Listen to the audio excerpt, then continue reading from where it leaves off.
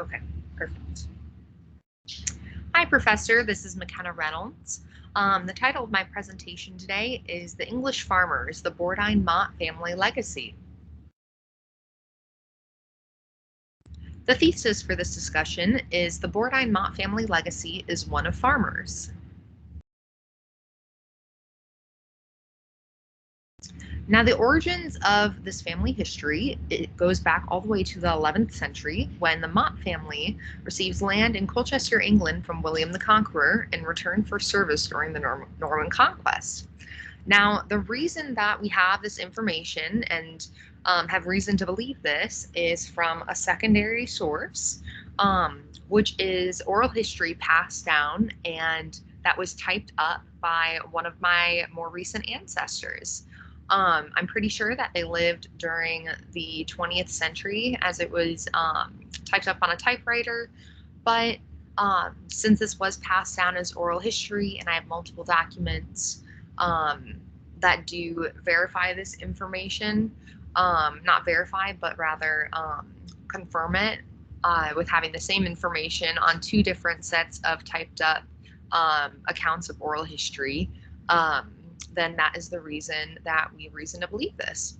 So after that, the family disperses to Suffolk, Norfolk, and Cambridge.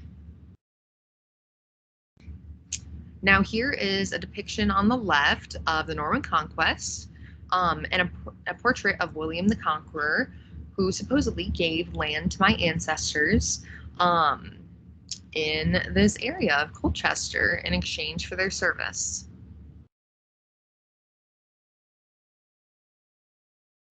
The next time that we have accounted for through oral history is in the late 16th century.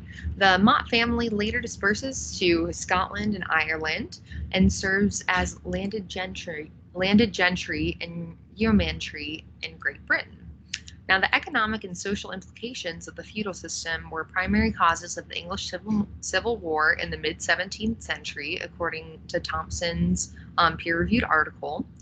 And that is one way that my family has tied into the greater history of the world.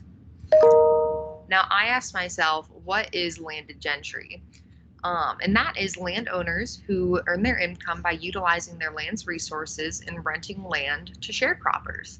Now, this is very similar to yeomanry, which is described in Geoffrey Chaucer's Canterbury Tales as someone who is a forester and retainer. And a retainer is someone in the feudal system who provides services, usually in military form, to a lord in exchange for protection and land.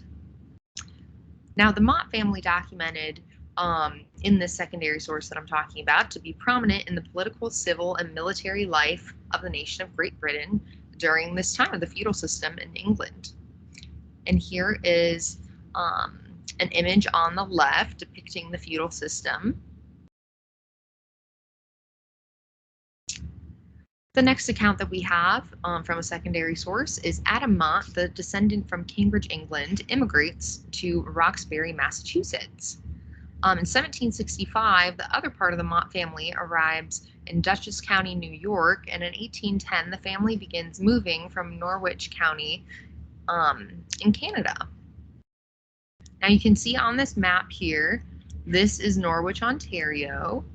And previously they were in New York, way over here. So here's a passage from the document titled Stella Mott. This may have been the person who typed up this document, I don't know. And my grandfather doesn't know as well, but that is the title at the top of the page.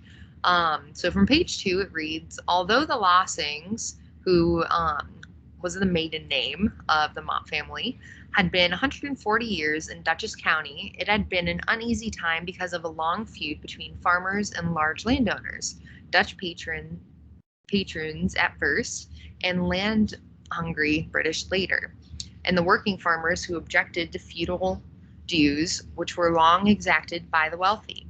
Nicholas Emmy, from whom Peter Lossing was descended, had persistently opposed paying their dues, besides which much of their land there is stony and hard to work, Consequently, when the American Revolution was over and the great families were again adding to their possessions from some confiscated estates, it was easy for Peter Lossing to persuade 50 families to come to a new fertile country where land could be bought outright, referring to Canada.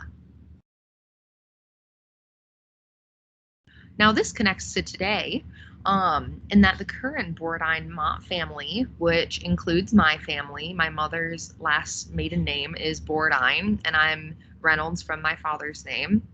The Bourdain Mott family is currently settled in Rochester, Michigan. Dara Bourdain and Marion Mott, who are my great grandparents, started a produce stand in Rochester, Michigan in 1939, which developed into a successful plant nursery called Bourdain's Better Blooms. And today it's called Bourdain's Nursery.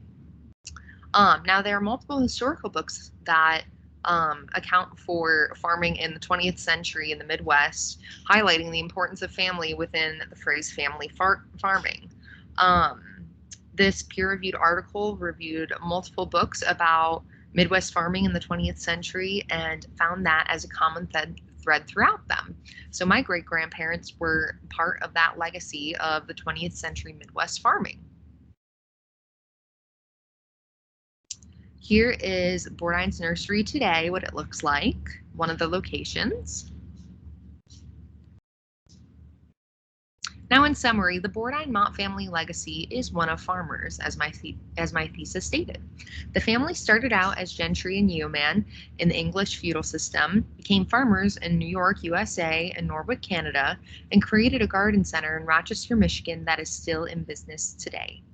Now, based on this evidence, I can conclude that my family is one of farmers, and the Bourdain's family business of the plant nursery will go on to live hopefully past my generation, and is currently run by my uncle, but will be carried on by my cousins.